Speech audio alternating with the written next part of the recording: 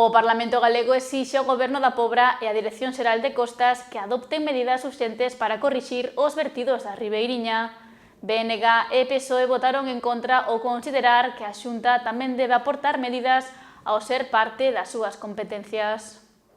Na tarde de onte celebrouse unha nova sesión da Comisión Oitava, Pesca e Marisqueo, na que o Partido Popular presentou unha moción sobre as demandas que a Xunta debe dirixir á Dirección Xeral de Costas e ao Concello da Pobra polas verteduras que se detectaron os últimos meses na Ribeiriña.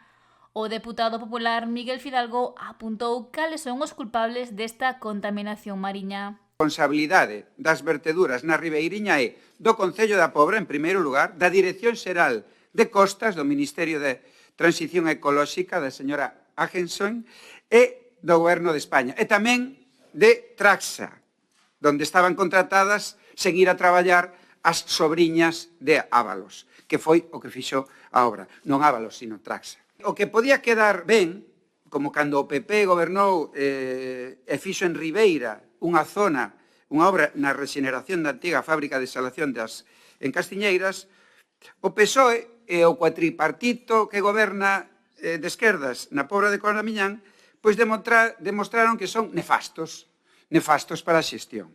E lamentou que se realizaran as obras de regeneración da Ribeiriña sen descontaminar antes o terreo onde estaba a antiga launza de oro. Obra que costou 3 millóns de euros e que nin siquiera deixaron luces no paseo. E mire que llas pediron. E así, o que podía ser unha obra maravillosa acabou por converterse nun pesadelo, ata que se fixeron estas obras, ali nunca xa máis hubo un vertido. Recordou que membros do Grupo Popular foron ata a zona e os veciños amosaron o seu descontento pola actuación realizada. Que aquilo se fixo moi mal, nos contaron que por ali o Concello nin está nin se lles espera, que miraron sempre para outro lado e que tampouco lle dá o Concello ningunha solución á fábrica que hai ali ao lado de Adasa.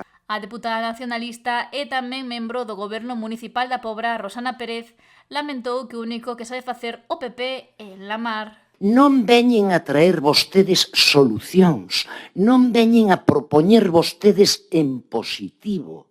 Non, veñen a insultar precisamente os representantes lexítimos do Concello da Pobra do Caramiñal.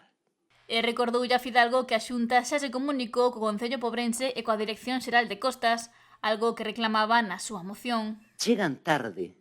Non lles dixo a Xunta de Galiza, esa magnífica Xunta de Galiza que vostedes sustentan, que xa se dirixeu, ademais insistentemente, ao Goberno da Pobra e a Costa. Pois entón a que ven isto?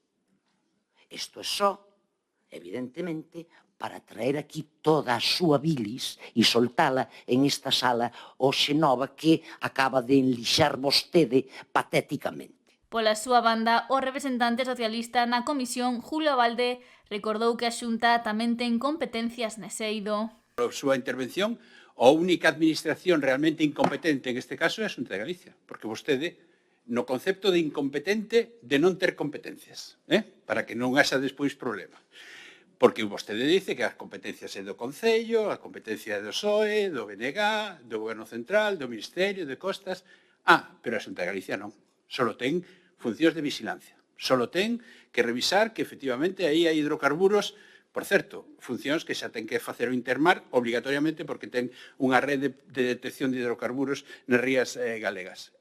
Vostede é o guardia de tráfico. A Xunta de Galicia é o guardia de tráfico, pero solucións, ningunha. E apuntou que a partir do mes de xuño a Xunta sumará as competencias do litoral, polo que agarda solucións a este respecto. Esta moción para que o Concello da Pobra e a Dirección Xeral de Costas adopten medidas urxentes para acabar cos vertidos na Ribeiriña foi aprobada cos votos a favor do PP e a oposición de BNG e PSOE.